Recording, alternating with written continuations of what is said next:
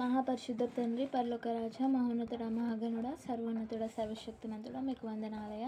స్తోత్రములు చెల్లించుకుంటున్నాను తండ్రి. నైనా దినాన్ని, స్థలాన్ని, సమయాన్ని బట్టి మీకు వందనాలయ. అవును ప్రభు, మమ్మల్ని కాచి కాపాడి నీ రెక్కల చాటును భద్రపరుస్తున్న విధానానికే మీకు వందనాలయ. అవును ప్రభు, గూగుల్ మీట్లో జాయిన్ అవ్వటకు ప్రభు మీరు ఇచ్చిన కృపకై మీకు స్తోత్రములయ. అవును తండ్రి నైనా, ఇంకా అనేకులు జాయిన్ అవ్వడానికి మీరు కృపను సహాయం దయచేయండి తండ్రి నైనా.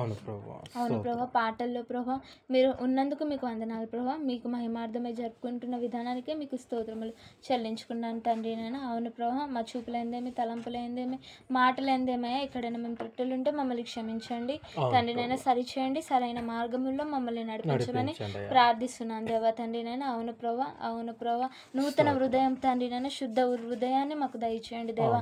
అవును ప్రభా, వాక్యం చెప్పబోతున్న తండ్రి నైనా బ్రదర్ని మీరు జ్ఞాపకం చేసుకోండి తండ్రి నైనా. తండ్రి ఆత్మ మీలో ఉండి మాట్లాడుచున్నారే కానీ మాట్లాడేవారు మీరు కాదు అని సెలవిచ్చిన దేవుడవయ్యా, మీకు వందనములు తండ్రి నాన్న. మీరే ఉండి మాట్లాడమని ప్రార్థిస్తున్నాను. పరిశుద్ధాత్మ సహాయమును మీరు అనుగ్రహించండి దేవా, మీకు వందనాలు. కరణ్య వాతావరణాన్ని మీ స్వాధీనపరచుకోండి ప్రభా. అవును ప్రభా, ఏ హృదయానికి ఏ వాక్కులైతే అవసరమో తండ్రి నాయన, ఆ వాక్కుల ద్వారా ప్రభా మమ్మల్ని బలపరచండి. ఇంకను ప్రభా, ఇంకను ఆత్మీకంగా మమ్మల్ని ఎదిగింపజేయండి తండ్రి నాయన. మా హృదయం అనే పలక మీద మేము రాసుకున్నటకు తండ్రి నాయన, వాక్యానుసారంగా మేము జీవించుకున్నటకు మీరే కృపను సహాయం అనుగ్రహించమని, ఇంకా తన్ని అనేకుల్ని నడిపించమని కొద్దిపాటి ప్రార్థన నజరేయుడైన యేసు నామములో ప్రార్థించి వేడుకుంటున్నాను తండ్రి. ఆమేన్ ఆమేన్ ఆమేన్. ఆమేన్. మొదటిగా దేవుడికి వందనాలు చెల్లిస్తున్నాను. మరి ఈ సమయం ఇచ్చిన అక్కగారికి, తర్వాత కూడి ఉన్న ప్రతి ఒక్కరికి కూడా ప్రభు పేరిట వందనాలు తెలియజేసుకుంటున్నాను. మరి మనము గడిచిన వారము మరి పాత నిబంధన ఆదికాండము మరి 31వ అధ్యాయము మొదటి నుంచి మరి కొన్ని ఆల్మోస్ట్ అంటే హాఫ్ పార్ట్ మనం ధ్యానించుకున్నాము. ఆదికాండము 31వ అధ్యాయము మరి చూస్తే ఒక షార్ట్ డిస్క్రిప్షన్, మనం కొన్ని మాటలు చూసుకుంటే మరి షార్ట్ డిస్క్రిప్షన్ చూసుకుంటే నిజంగా మరి ఇక్కడ మనం చూస్తే లాబాను, తర్వాత లాబాను కుమారులు మరి యాకోబు మీద అసూయపడుతూ ఉన్నారు. యాకోబు కలిగిన ఆస్తిని, యాకోబు కలిగి ఉన్న ఆస్తిని, యాకోబు కలిగి ఉన్న మందలను మరి వారు చూసి మరి అసూయపడుతూ ఉన్నారు. మరి యాకోబు అంటా ఉన్నాడు, మరి నిన్న మొన్న ఉన్నట్లుగా వారి ముఖాలు ఈ రోజున కనబడట్లేదు. మరి నిన్న మొన్న కనబడే రీతిగా మరి ఈరోజు వారి ముఖాలు కనబడట్లేదు. మరి యాకోబు వారి ముఖాలలో కనబడుతుందంటే అసూయ కనబడుతూ ఉంది యాకోబు మీద, ఈర్ష్య లేదంటే ద్వేషము మరి లాబాను కుమారుల ముఖాలలో మరి యాకోబు కనబడుతూ ఉన్నట్టు మనం గమనిస్తూ ఉన్నాము. మరి అదే టైంలో మరి దేవుడు యాకోబుతో మాట్లాడుతూ ఉన్నాడు, నీవు నీ పితరుల దేశంలోకి నీ బంధువుల వద్దకు తిరిగి వెళ్ళుము అని దేవుడు మరి యాకోబుతో చెప్తా ఉన్నాడు. మరి ఆ సమయంలో యాకోబు తన ఇద్దరు భార్యలను పిలిపించి వారికి తెలియజేస్తూ ఉన్నాడు, మరి నేను ఏ విధంగా మీ తండ్రి వద్ద నేను ఏ విధంగా కొలువు చేశాను, ఏ విధంగా మీ తండ్రికి నేను విశ్వాసంతో కొలువు చేశాను. మరి ఇప్పుడు మీ తండ్రి కానీ మీ యొక్క సహోదరులు కానీ మరి వారు నిన్న మొన్న ఉన్నట్లుగా నా మీద వారు దయ చూపట్లేదు కనుక మరి అనేసి వారి యొక్క భార్యలతో మరి రాహేలుతో లేయాతో చెప్తా ఉన్నాడు. తన తండ్రి మరి యాకోబుకు చేసినదంతా కూడా నిజంగా మరి ఆ యొక్క జీతం విషయంలో కూడా 10 సార్లు ఆయన యొక్క జీతము మార్చినట్లుగా మరి యాకోబు తన భార్యలకు మరొకసారి జ్ఞాపకం చేస్తూ ఉన్నాడు. మరి దేవుడు ఏ విధంగా అతన్ని కళారూపం మరి కళలో వచ్చి దేవుని మరి ఏ విధంగా అతనితో మాట్లాడాడో, దేవుడు ఏ విధంగా అతన్ని దీవించాడో అది కూడా మరి తెలియజేస్తూ ఉన్నాడు. మరి అదేవిధంగా ఇదంతా కూడా మరి సంగతులు మరి యాకోబు రాహేలుతో లేయాతో అన్నప్పుడు మరి వారు మరి దేవుడు మరి నీకు తోడై ఉన్నాడు కనుక మరి నీ యొక్క చిత్తము మరి చేయమని యాకోబుతో అన్నప్పుడు మరి యాకోబు తన భార్యలను తర్వాత పిల్లలను తన కలిగిన ఆస్తిని మరి తీసుకొని కానాను దేశానికి ఇస్సాకు నొద్ద కొలుటకు మరి తాను ప్రయాణము ప్రారంభించాడు. 16 తను కలిగిన ఆస్తిని అంతా కూడా మరి తీసుకొని కానాను దేశానికి ప్రయాణం స్టార్ట్ చేశాడు. ఇక్కడ చూస్తే మరి లాబానుకు ఆయన చెప్పకుండా వెళ్తూ ఉన్నాడు. లాబానుకు చెప్పకుండా వెళ్తూ ఉన్నాడు. మరి అదే సమయంలో మనం గమనిస్తే లాబాను మరి ఆ యొక్క ప్రాంతంలో కూడా అంటే లేడు. తను మరి ఒక గొర్రెల ఆ బొచ్చు మరి కత్తిరించడానికి వెళ్ళాడు. అదే సమయంలో మనం గమనిస్తే రాహేలు మరి లాబాను ఇంటనున్న ఒక గృహ దేవతలను దొంగినట్లు కూడా మనకు కనబడుతూ ఉంటుంది. ఆఫ్టర్ 3 days మనం గమనిస్తే మరి లాబాను తెలుసుకుంటాడు. ఏమని తెలుసుకుంటాడంటే మరి యాకోబు మరి వెళ్ళిపోయాడు. యాకోబు మరి యొక్క ఈ ప్రాంతం నుండి మరి కానాను దేశానికి తను వెళ్ళిపోయాడు అనేసి మరి మనకు కనబడుతూ ఉంటుంది.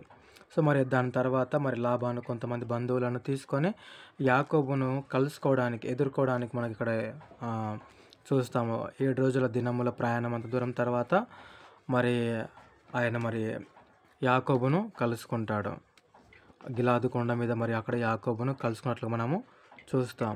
మరి లాబాను ఏమంటా ఉన్నాడంటే, నువ్వెందుకు ఈ విధంగా చేస్తూ ఉన్నావు, నాకు తెలియజేయకుండా, నాకు ఎలాంటి ఇన్ఫర్మేషన్ ఇవ్వకుండా మరి నువ్వెందుకు ఈ విధంగా పారిపోతూ ఉన్నావు అనేసి మరి లాబాను అంటా ఉన్నాడు యాకోబుతో. చివరిగా మరి నాకు చివరి చూపు కూడా లేకుండా చేస్తూ ఉన్నావు. ఒకవేళ నువ్వు నాకు తెలియజేసినట్లయితే నేనే నేను పంపించేవాడిని కదా, చక్కగా మరి ఆర్భాటం చేసి నేను పంపించేవాడిని కదా అని అన్నప్పుడు మరి యాకోబు అంటా ఉన్నాడు, అంటే నీవు నన్ను అంటే ఒకవేళ పంపించలేవేమో, నీ కుమార్తెలు నా ఎదురు బలవంతంగా తీసుకుంటావేమో, అందుకు నేను భయపడి మరి నీకు చెప్పకుండా నేను వెళ్ళడం జరిగిందని మరి యాకోబు తెలియజేస్తూ ఉన్నాడు. అదే టైంలో మీరు ఈ యొక్క డిస్కషన్లో మనం గమనిస్తే మరి లాబానును దేవుడు హెచ్చరించినట్లుగా కూడా మనం గమనిస్తాము. మరి యాకోబును ఎలాంటి మరి చెడ్డ మాట కానీ మంచి మాట కానీ పలకవద్దని మరి అంతకుముందు రాత్రి మరి దేవుడు లాబానును హెచ్చరించినట్లుగా గద్దించినట్లు కూడా మనం చూస్తాము. తర్వాత మరి లాబాను ఏమంటాడంటే, నువ్వు వెళ్ళావు కానీ మరి నా యొక్క ఇంటనున్న దేవతలను మరి నువ్వెందుకు దొంగిలితీవి అని యాకోబుతో అన్నప్పుడు మరి యాకోబు అంటా ఉన్నాడు, ఎవరి వద్ద అయితే అవి కనబడతాయో వారు మరణమగుదురు అని మరి యాకోబు, వారు బ్రతుకరు అని మరి యాకోబు సెలవిస్తూ ఉన్నాడు లాబానికి. దాని తర్వాత మనం చూసుకున్నాం మరి రాహేలు వాటిని దొంగిలించినట్లు మనము చూసుకున్నాము. మరి లాబాను మరి అక్కడ ఉన్న యాకోబు కలిగిన దంతా కూడా చెక్ చేశాడు కానీ మరి ఎక్కడ కూడా అవి లాబానుకు దొరకలేదు. ఎందుకంటే రాహేలు ఆ విగ్రహంలను తీసుకొని ఎక్కడ పెట్టిందంటే ఒంటె సామాగ్రి ఒక పెట్టెలో దాచిపెట్టి దాని మీద కూర్చుంది. మరి లాబాను రాహేలు వద్దకు వచ్చినప్పుడు నేను ఇక్కడ నుంచి లేవలేని పరిస్థితులు ఇప్పుడు నేను ఉన్నాను కనుక దయచేసి నన్ను క్షమించాలన్నప్పుడు మరి లాబాను మరి ఒక్కటి చెక్ చేయకుండా మిగతా అంతా చెక్ చేసినప్పుడు అతనికి అది దొరకదు. మనం చూసుకుంటే 36 నుంచి మనం చూసుకుందాము. సో మరి అక్కడ విగ్రహాలు మరి దొరకలేదు లాబానుకు. సో 36 నుంచి మనం చూసుకుంటే 36 నుంచి యాకోబు కోప్పడి లాబానుతో వాదించి అతనితో, నీవిట్లు మండిపడి నన్ను తరుమునేలా నేను చేసిన ద్రోహమేమి, పాపమేమి? నీవు నా సమస్త సామాగ్రిని తడివి చూచిన తరువాత నీ ఇంట వస్తువులన్నిటిలో ఏది దొరికెను? నా వారి ఎదుటను నీ వారి ఎదుటను అది ఇట్లు తెచ్చిపెట్టుము, వారు మన ఉభయముల మధ్య తీర్పు తీర్చుదురు. అయితే మరి ఇక్కడ యాకోబు నిజంగా లాబాను చేస్తున్న పనిని బట్టి యాకోబుకు కోపం వచ్చిందని ఇక్కడ మనం చెప్పవచ్చు. నిజంగా యాకోబు కోపాడు ఏమంటా ఉన్నాడంటే మరి మండిపడి అంటా ఉన్నాడు, నువ్వు ఇంకా ఎందుకు నన్ను ఇబ్బంది పెడతా ఉన్నావు? నేను చేసిన ద్రోహమే కానీ పాపము ఏమిటి? మరి నువ్వు వెతికావు కదా, మరి దొరికినట్లయితే తీసుకొనిరా, మరి ఇక్కడ ఉన్నవారు మన ఇద్దరికి మధ్యలో తీర్పు తీరుస్తారు అని మరి యాకోబు అంటా ఉన్నాడు. ఇంకా యాకోబు మాట్లాడుతూ ఉన్నాడు. 38వ వచనం మనం గమనిస్తే, ఈ 20 ఏండ్లు నేను నీ యొద్ద నుంటిని, నీ గొర్రెలనైనను మేకలనైనను ఈడ్చుకొని పోలేదు, నీ మంద పొట్టేళ్లను నేను తినలేదు. మనం గమనిస్తే మనం ఇక్కడ మరి నిజంగా యాకోబు ఎన్ని సంవత్సరాలు లాబాను యొద్ద మరి జీతం ఉన్నాడు లేదంటే పని చేసే మనం గమనిస్తే మరి 20 ఏండ్లు 20 ఏండ్లని మరి మనకి ఇక్కడ తెలియబడతా ఉంది. 20 అంటే 20 years మరి నిజంగా యాకోబు లాబాను యొద్ద జీతంగా ఉన్నాడు, పనివాడిగా ఉన్నాడు. మరి ఇక్కడ మరి యాకోబు అంటా ఉన్నాడు, నీ గొర్రెలైనను మేకలైనను ఈడ్చుకొని పోలేదు, నీ మంద పొట్టెలు నేను తినలేదు. అంటే నీ యొక్క మంద విషయంలో నేను ఎలాంటి పొరపాటు ఎన్నడూ కూడా నేను చెయ్యలేదు. ఇక్కడ చూస్తే 39 కూడా చూస్తే, దుష్ట మృగముల చేత చీల్చబడిన దానిని నీ యొద్దకు తేక ఆ నష్టము నేనే పెట్టుకొంటిని. పగటి యందు దొంగిలింపబడిన దానినేమి, రాత్రి యందు దొంగిలింపబడిన దాన్నేమి నా యొద్ద పుచ్చుకొంటివి. ఇక్కడ మనం గమనిస్తే నిజంగా ఇక్కడ చూసినట్లయితే 39లో మరి నిజంగా అంటే యాకోబు మరి మందను మేపుతా ఉన్నప్పుడు ఆ యొక్క దుష్ట మృగములు వచ్చినప్పుడు మరి నిజంగా అవి అటాక్ చేసినప్పుడు ఏదైతే నష్టం కలిగిందో ఆ నష్టము యాకోబే అనుభవించాడు. కానీ ఏవైతే మరి మరి యొక్క మృగాల చేత మరి ఏవైతే చీల్చబడ్డాయో మంద అవి లాబాను అయినప్పటికీ కూడా మరి యాకోబే ఆ మందను అంటే దానికి ప్రతిగా అంటే ఆ యొక్క నష్టాన్ని యాకోబే తీసుకున్నట్టు మనకి ఇక్కడ కనబడతా ఉంటుంది. అయితే ఇక్కడ చూస్తే పగటి యందు దొంగలింపబడిన దాన్నేమి, రాత్రి యందు దొంగలింపబడిన దాన్నేమి నా యొద్ద పుచ్చుకొంటివి. మనం గమనించి నిజంగా లాబాను మంద ఏదైతే ఉందో అందులో ఏవైతే మరి దొంగ చేత ఏవైతే మరి దొంగిలబడ్డాయో మరి దానికి కూడా మరి ప్రతిగా మనం ఇక్కడ గమనిస్తే లాబాను యాకోబు యొక్క మందలో వాటిని తీసుకున్నాడు. ఎందుకంటే మరి ఇక్కడ అంటే లాబాను మంద దొంగిలింపబడినప్పటికీ మరి ఇక్కడ లాబాను దానికి ప్రతిగా మరి యాకోబు దగ్గర ఉన్న మందలో ఆయన ప్రతిగా వాటిని తీసుకున్నట్లుగా మనకి ఇక్కడ పుచ్చుకున్నట్లుగా మనకు కనబడతా ఉంటుంది. నేను ఈలాగుంటిని మనం చూసిన 40 వచనం మనం గమనిస్తే, ఆ పగటి ఎండకును రాత్రి మంచుకును నేను క్షీణించిపోతిని, నిద్ర నా కనులకు దూరమాయను. మరి గమనిస్తే నిజంగా అంటే మంద డే టైంలో కూడా వాళ్ళు మేపుతారు, తర్వాత నైట్ టైంలో కూడా వాళ్ళు మేపుతారు. మనం చూస్తే మరి ఆనాడు యేసుక్రీస్తు ప్రభు వారు జన్మించినప్పుడు మరి మందల కాపర్లు వాళ్ళు నైట్ టైంలో కూడా అక్కడ వారు మందను మేపినట్లుగా మనం చూస్తూ ఉన్నాం. అంటే కాలమును బట్టి పంట కోతను బట్టి మరి మందను మేపడం అనేది జరుగుతూ ఉంటుంది కనుక మరి ఆ ప్రకారంగా మరి కాలాన్ని ఆ యొక్క పంట కోతను వారు మరి పరిగణలోకి తీసుకొని ఒక మందను మేపడం అనేది జరుగుతూ ఉంటుంది. ఇక్కడ చూస్తే మరి యాకోబు అంటాను, నేను పగటి ఎండకును రాత్రి మంచుకును నేనేమైపోయాను, క్షీణించిపోతుని, నిద్ర నా కనులకు దూరమయ్యాను. ఇది వరకు నీ ఇంటిలో 20 ఏండ్లు ఉంటిని. మరొకసారి ఆయన జ్ఞాపకం చేస్తూ ఉన్నాడు. నీ 2 కుమార్తెల నిమిత్తము 14 ఏండ్లను, నీ మంద నిమిత్తము 6 ఏండ్లను నీకు కొలువు చేసి తిని. సో క్లియర్గా మరొకసారి ఆయన అంటే ఏ విధంగా 20 సంవత్సరాలు ఆయన కొలువు చేశాడంటే నిజంగా మనం చూసుకున్నట్లయితే మరి మనం గడిచిన వారంలో వాక్యంలో మనం చూసుకున్నాం. మరి 7 సంవత్సరాలు మరి మొదటిగా ఆయన రాహేలు కొరకు కొలువు చేస్తాడు. మరి లాబాను రాహేలుకు బదులుగా లేయానిచ్చి వివాహం చేస్తాడు. మళ్ళా రాహేలు కొరకు మరి 7 ఏండ్లు అతడు మరలా కొలువు చేస్తాడు. ఆ విధంగా వారిద్దరి కుమార్తెల నిమిత్తమై మరి 14 సంవత్సరాలు మరి లాబానుకు యాకోబు కొలువు చేసినట్లు మనం ఇక్కడ చూడవచ్చు.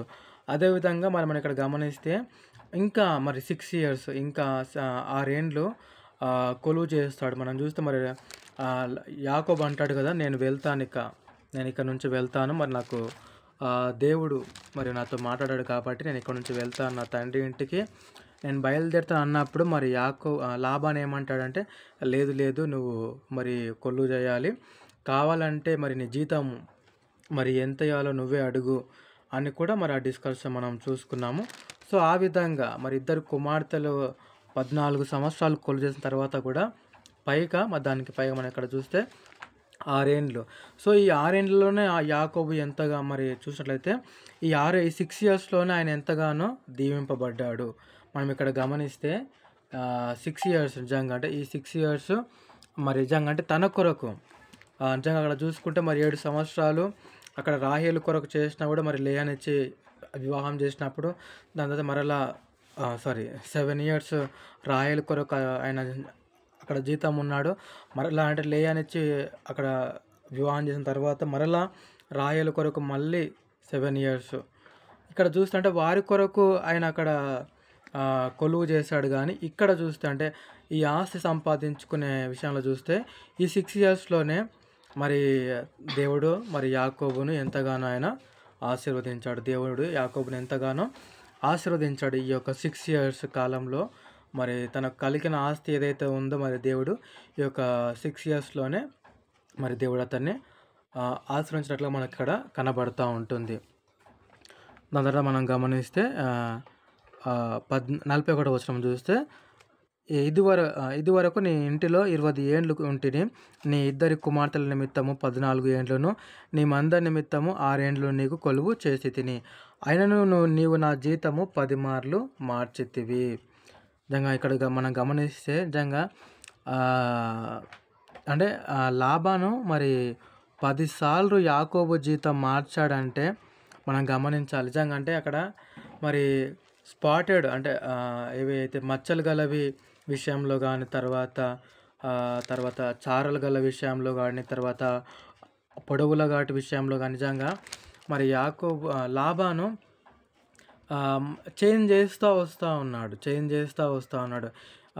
ఏవైతే అంటే ఎక్కువగా మరి పుడుతూ ఉన్నాయో మరి అవి యాకోబు అకౌంట్లోకి వెళ్తూ ఉన్నప్పుడు లేదు ఈసారి అవి నావైతాయి, ఇవి నీవైతాయి, అలా అంటే 10 సార్లు మరి గమనిస్తే నిజంగా యాకోబు ఎంతగానో ఓపిక కలిగి అంటే 10 సార్లు జీతం మార్చినా కూడా నిజంగా అంటే దేవుడిచ్చిన మాట మీద ఆయన అంటే దేవుడు అని ఎట్లాగైనా దీవిస్తాడు.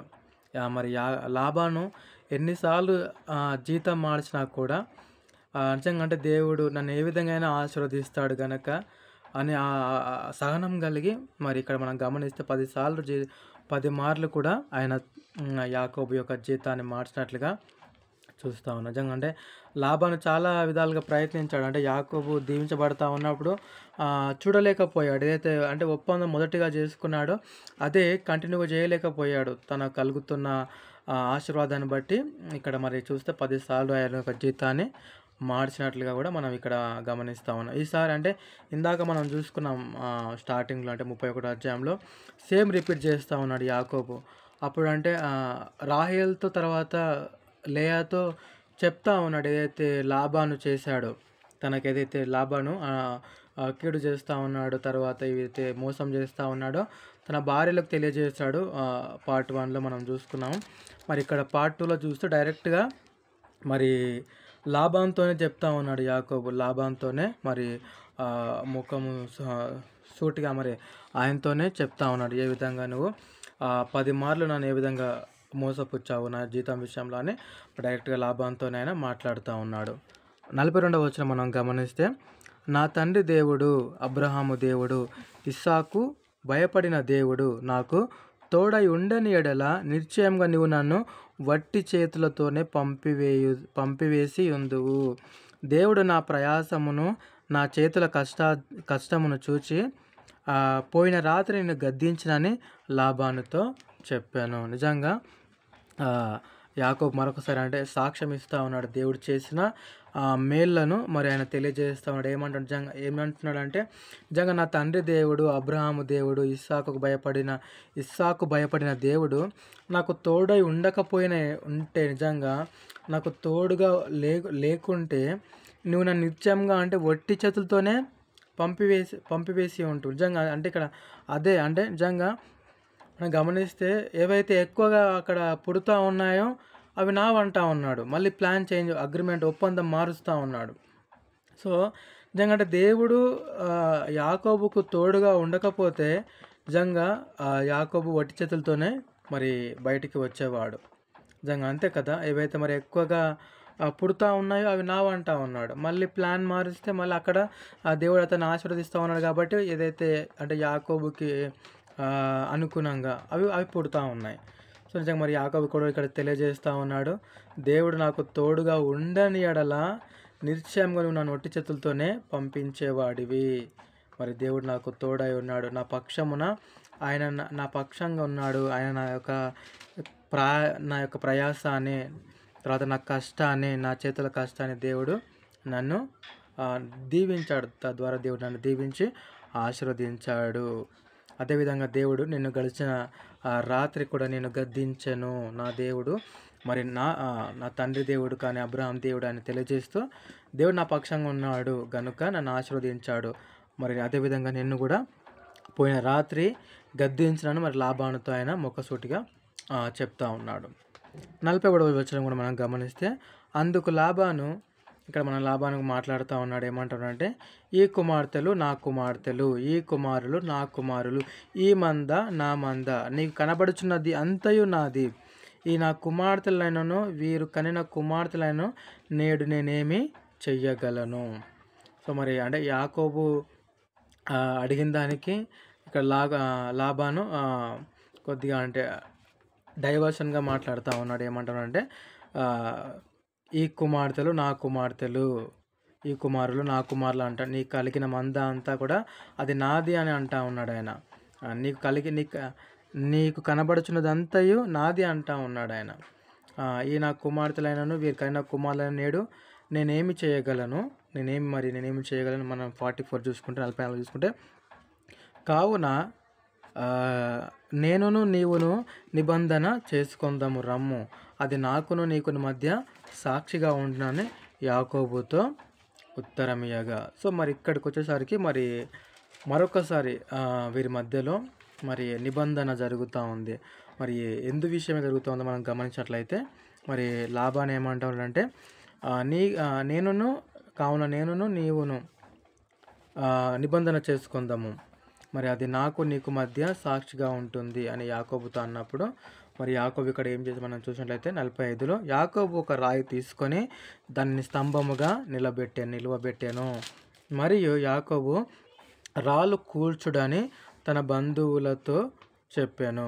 వారు రాళ్ళు తెచ్చి కుప్ప వేసిరి. అక్కడ వారు ఆ కుప్ప ఎద్ద భోజనము చేసిరి. ఇక్కడ మరి చూస్తే మరి నిబంధన చేసుకుందాము అని లాబాను అన్నప్పుడు సరే అనేసి మరి యాకోబు మరి ఏం చేశాడంటే, అక్కడ ఒక రాయిని ఆయన నిలిపాడు, స్తంభముగా నిలిపాడు.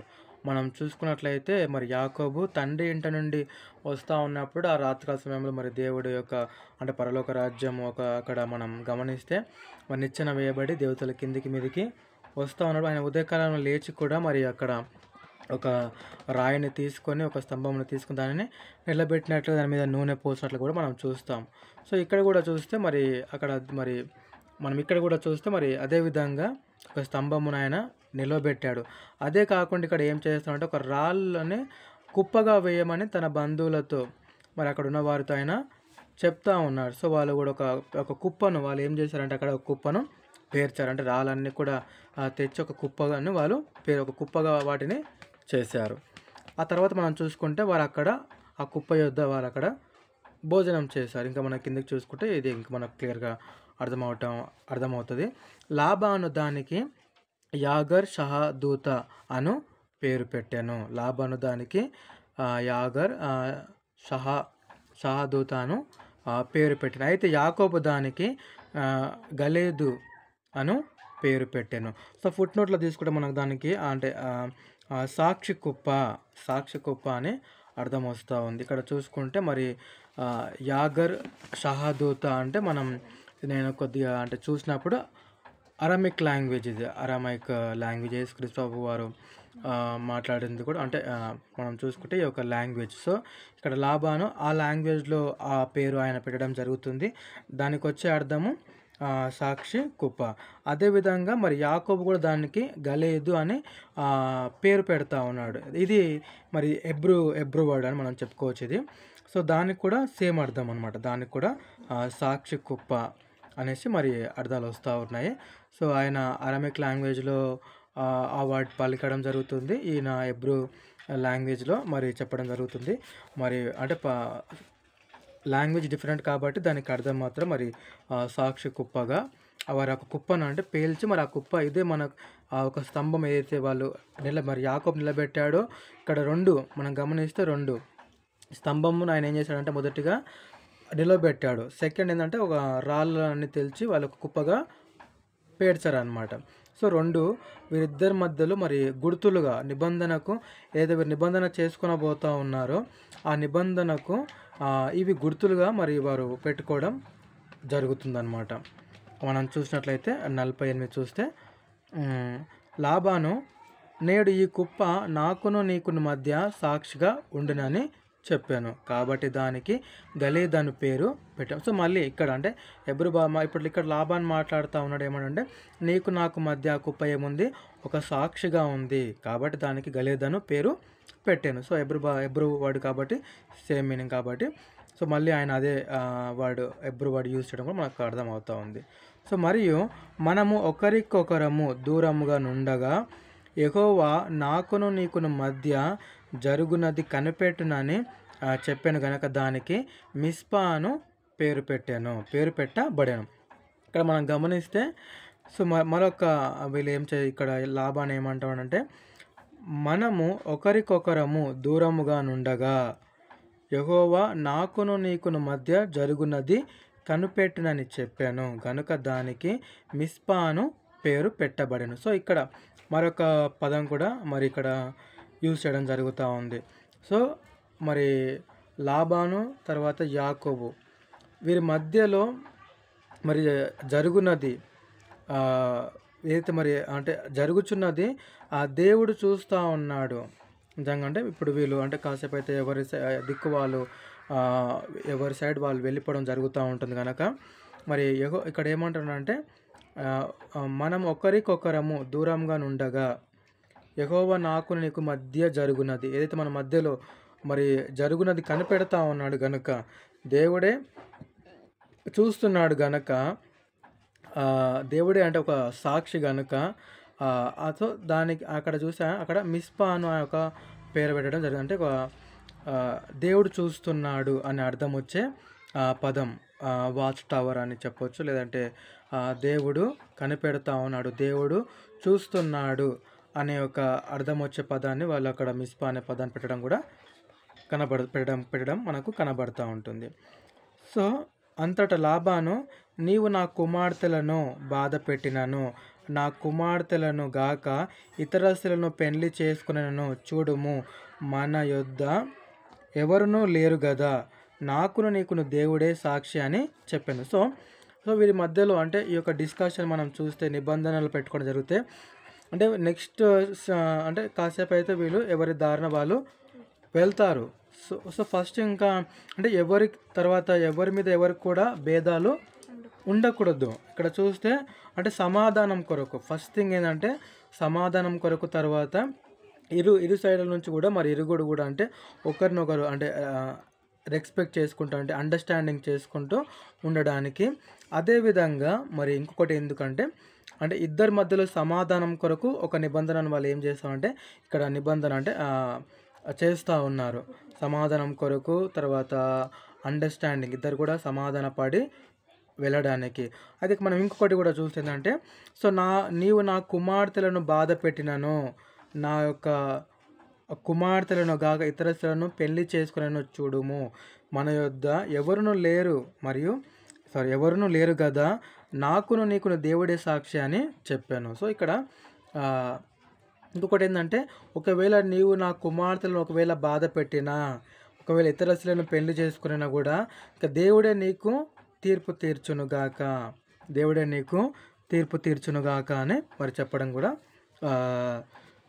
జరుగుతూ ఉంది. సో దాన్ని బట్టే మరి అక్కడ వాళ్ళు మిస్పా అనే ఒక పదాన్ని కూడా మరి దేవుడు కనిపెడతా ఉన్నాడు కదా అనే ఒక ఆ పదాన్ని కూడా వాళ్ళు అక్కడ యూజ్ చేయడం, దేవుడు చూస్తున్నాడు అని అర్థం వచ్చే ఆ పదాన్ని యూజ్ చేయడం కూడా మనకు కనబడుతూ ఉంది.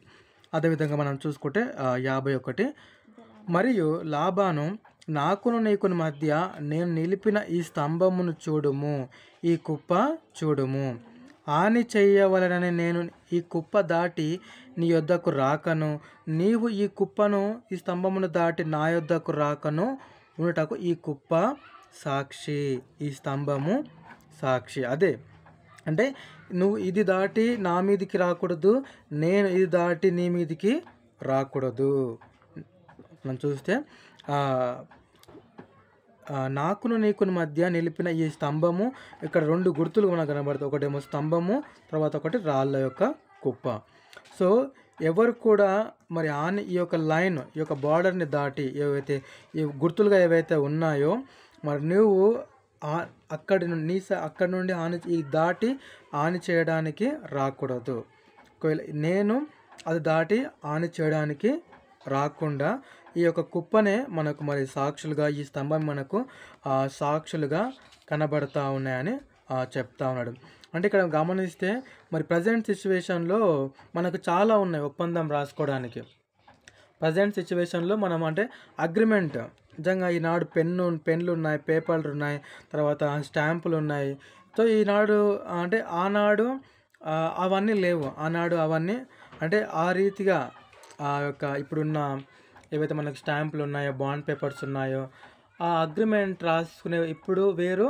అప్పుడు వాళ్ళు ఏ విధంగా రాసుకుంటారంటే అగ్రిమెంట్ అంటే ఒక స్తంభాన్ని నిలిపి తర్వాత ఒక రాళ్ళ కుప్పను చేసి వాళ్ళు అక్కడ అగ్రిమెంట్ చేసుకుంటా ఉన్నారు. అది ఆనాడున్న ఆచారం అని చెప్పుకోవచ్చు, ఆనాడున్న కట్టుబాట్లనే చెప్పుకోవచ్చు. ఈనాడు మనం అదే చేయలేము. ఎందుకంటే ఈనాడు మనకు ఏంటి బాండ్ పేపర్స్ ఉన్నాయి, స్టాంప్ పేపర్స్ ఉన్నాయి, అగ్రిమెంట్ రాసుకోవడానికి కొన్ని ప్రొసీజర్స్ ఉన్నాయి. సో ఈనాడు మనం ఫాలో అవ్వది ఈ పద్ధతి. ఆనాడు వాళ్ళు ఆ విధంగా అంటే నిజంగా చూస్తే ఆ కుప్ప కానీ ఆ రాళ్ళు కానీ అంటే వాళ్ళు ఎంత అంటే స్టాండర్డ్గా అంటే ఎంత ఏదో పెట్టినట్లు కాకుండా నిజంగా ఆనాడు వారి ఒప్పందం అనేది వాళ్ళు పెట్టుకున్న వాటిని అంటే చాలా స్టాండర్డ్గా వాళ్ళు పెట్టుకున్నారు. కుప్ప కానీ తర్వాత ఆ స్తంభం కానీ చాలా స్టాండర్డ్గా ఉన్నాయని మనము అనుకోవచ్చు. ఏదో పెట్టుకొని అక్కడ నుంచి వెళ్ళిపోయారని కాకుండా అవి చాలా స్టాండర్డ్గా వాళ్ళు పెట్టుకున్నారు. అది అంటే ఈనాటికి తర్వాత ఆనాటికి ఉన్న డిఫరెన్స్ అగ్రిమెంట్ విషయంలో ఈనాడు మనం ఈ విధంగా పెన్ పేపర్ యూజ్ చేసి రాసుకుంటే ఆనాడు వాళ్ళు ఆ విధంగా స్తంభం తర్వాత కుప్పను ఆ విధంగా రాళ్ళ కుప్పను ఆ విధంగా వారు ఆనాడు పెట్టుకున్నారు. అది వారి ఒప్పందానికి అవి గుర్తులు, చిహ్నాలు అన్నమాట. సో ఎప్పుడైతే అవి వాళ్ళు చూస్తారో వీరు చేసుకునే యొక్క ఒప్పందం వారికి జ్ఞాపకం వస్తూ ఉంటుంది. సో ఎవరు కూడా ఎవరి లిమిట్ని కూడా క్రాస్ చేసి వెళ్ళకూడదు. అది ఒకవేళ వెళ్తే మరి చేస్తే ఒకవేళ వ్యతిరేకంగా చేస్తే మరి ఇంకా దేవుడి వారికి తీర్పు తీర్చను కాక లేదంటే దానికి తగిన మరి పర్యవసరాలు కూడా వారి మీద అంటే ఫైన్, ట్యాక్స్ ఆ విధంగా కూడా మరి వేస్తారు. రైట్. ఇక్కడ మనం గమనిస్తే మరి 53 ఇక్కడ మనం గమనిస్తే 52 నుంచి మళ్ళీ చదువుతాను. హాని చేయవలనని నేను ఈ కుప్ప దాటి నీ యొద్దకు రాకను, నీవు ఈ కుప్పను ఈ స్తంభమును దాటి నా యొద్దకు రాకను ఉండుటకు ఈ కుప్ప సాక్షి, ఈ స్తంభమును సాక్షి. అబ్రహాము దేవుడు, నాహోరు దేవుడు, వారి తండ్రి దేవుడు మన మధ్య న్యాయము తీర్చునని చెప్పాను. అప్పుడు యాకోబు తన తండ్రి అయిన ఇస్సాకు భయపడిన దేవునితోడని ప్రమాణము చేశాను. ఇక్కడ ఒక విషయం మనం గమనించాలి. సో ఇక్కడ లాబాను మాట్లాడుతూ ఉన్నాడు. మొదటిగా 53లో లాబాను ఏమంటా ఉన్నాడంటే అబ్రహాము దేవుడు అనగా యెహోవా దేవుడు. నెక్స్ట్ ఇక్కడ చూస్తే మనము నాహోరు దేవుడు. ఈ నాహోరు ఎవరంటే మనం గమనిస్తే లాబాను వాళ్ళ తండ్రి పేరు బెతుయేలు వాళ్ళ తండ్రి పేరు నాహోరు. ఈ నాహోరు వాళ్ళ తండ్రి పేరు తేరాగు వాళ్ళ తండ్రి పేరు కూడా నాహోరు. సో ఇక్కడ తేరాగు తన తండ్రి పేరు ఆయన నాహోరును తన రెండో కుమారుడికి పెట్టడం జరిగింది. అయితే ఇక్కడ లాబాను ఏమంటా ఉన్నాడంటే అబ్రహాము దేవుడు, నాహోరు దేవుడు అంటే వాళ్ళ గ్రాండ్ ఫాదర్ తర్వాత వాళ్ళ గ్రాండ్ ఫాదర్ వాళ్ళ తండ్రి పేరు కూడా అని ఇక్కడ మెన్షన్ చేస్తున్నాడు. ఏమంటాడంటే అబ్రహాము దేవుడు తర్వాత నాహోరు దేవుడు, వారి తండ్రి దేవుడు అంటే తేరాగు. ఇక్కడ నాహోరు దేవుడు, వారి తండ్రి దేవుడు అనగా తేరాగు దేవుడు. అంటే ఇది కూడా మనము గమనించాలి. అబ్రహాము దేవుడు తర్వాత నాహోరు దేవుడు, వారి తండ్రి దేవుడు అనగా తేరాగు ఒక దేవుడు. తేరాగు వాళ్ళ తండ్రి పేరు కూడా మళ్ళీ నాహోరే ఉంటుంది మనకు. సో ఇక్కడ ఈ నాహోరు ఎవరంటే మరి ఈ యొక్క లాబాను వాళ్ళ గ్రాండ్ ఫాదర్, లాబాను వాళ్ళ తాతగారు. లాబాను వాళ్ళ తండ్రి పేరు బెతుయేలు, తాతగారి పేరు నాహోరు, వారి ముత్తాత పేరు తేరావు. ఆ తేరావు వాళ్ళ మళ్ళీ వెళ్తే మనం అక్కడ మనకు నాహోరు కూడా మళ్ళీ ఆ విధంగా ఉంటుంది.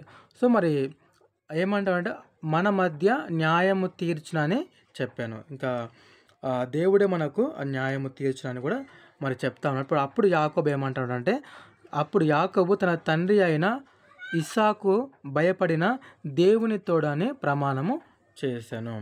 సో మరి ఇక్కడ యాకోబు వచ్చేసేసి మరి యాకోబు వచ్చేసేసి ఇస్సాకు దేవుని తోడని ఆయన మరి ప్రమాణం అక్కడ చేస్తూ ఉన్నాడు. అదేవిధంగా మనం గమనిస్తే 54 మనం గమనిస్తే, యాకోబు ఆ కొండ మీద బలి అర్పించి భోజనము చేయుటకు తన బంధువులను పిలువగా వారు భోజనము చేసి కొండ మీద రాత్రి వెలబుచ్చిరి. తెల్లవారినప్పుడు లాబాను లేచి తన కుమారులను తన కుమార్తెలను ముద్దు పెట్టుకొని వారిని దీవించి బయలుదేరి తన ఊరికి వెళ్ళిపోయాను. ఇక మనం ఇంకొక విషయం కూడా మనం గమనిస్తే, అంటే వారి మధ్యలో ఒప్పందం జరిగింది. వారి మధ్యలో ఏ విధంగా అయితే ఒప్పందం జరిగిందో మనం చూసాము. అయితే ఇక్కడ చూస్తే అంటే అప్పుడున్న ఒక ఆచారాలు అయితే ఒప్పందం చేసుకుంటారు కంపల్సరీ.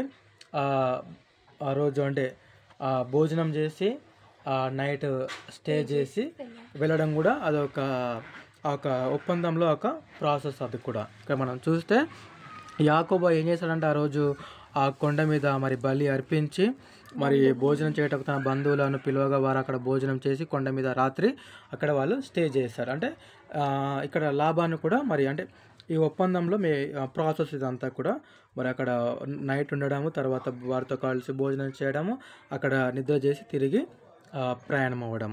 సో తెల్లవారినప్పుడు మరి లాబాను లేచి తన కుమారులను అనగా ఇక్కడ తన కుమారులు అంటే మరి లాబాను కుమారులు కాదు కానీ తన కుమార్తెలకు పుట్టిన కుమారులు, గ్రాండ్ చిల్డ్రన్స్ అని కూడా మనం చెప్పుకోవచ్చు. లాబాను యొక్క గ్రాండ్ చిల్డ్రన్ అంటే కుమార్తెలకు పుట్టిన కుమారులను, తర్వాత వారి యొక్క కుమార్తెలను మరి ముద్దు పెట్టుకొని వారిని దీవించి బయలుదేరి తన ఊరికి వెళ్ళిపోయాను. నిజంగా చక్కగా మరి మనం గమనిస్తే మరి 31వ అధ్యాయము అంటే లాబాను తర్వాత యాకోబు అంటే యాకోబు ఏ విధంగా మరి లాబాను ఇంటి నుండి ప్రయాణమై వెళ్తూ ఉన్నాడు.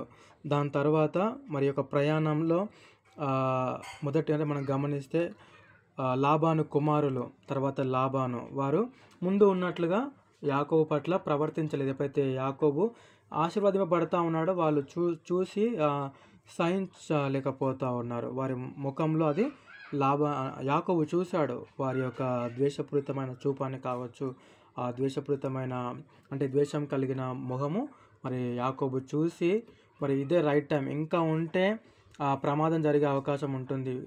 కుమారులు కానీ ఇంకేమైనా చేయవచ్చు. ఇప్పుడు లాబాను ఏం చేయకపోయినా కుమారులు మా తండ్రి ఆస్తిని దొంగిలితోని ఏదైనా చేయవచ్చు. కాబట్టి దేవుడు మరి యాకోబుతో అక్కడ మాట్లాడి మరి ఇక్కడ నుంచి బయలుదేరని చెప్పడము. తర్వాత అంటే యాకోబు కూడా చక్కగా ఫస్ట్ తన భార్యలతో మాట్లాడి వారిని ఒప్పజెప్పాడు. వారు కూడా అగ్రి అయ్యారు.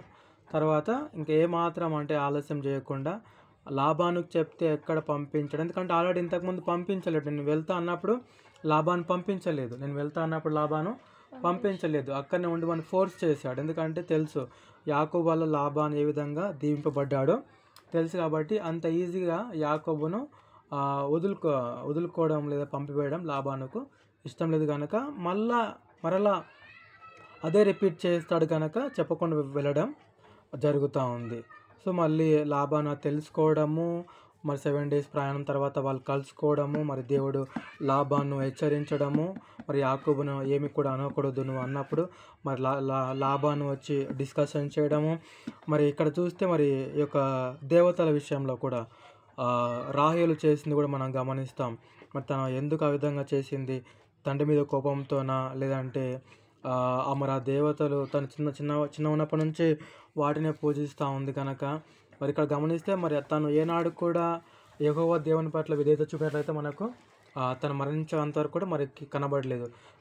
లేయా అయితే మరి లోబడి ఉంది, యాకోబుకు లోబడి ఉంది, తర్వాత దేవుని కూడా ఆమె లోబడి ఉంది. మరి రాహేలు విషయంలో అయితే ఎక్కడ కూడా ఆ విధంగా మనకు కనబడినట్లుగా అయితే లేదు.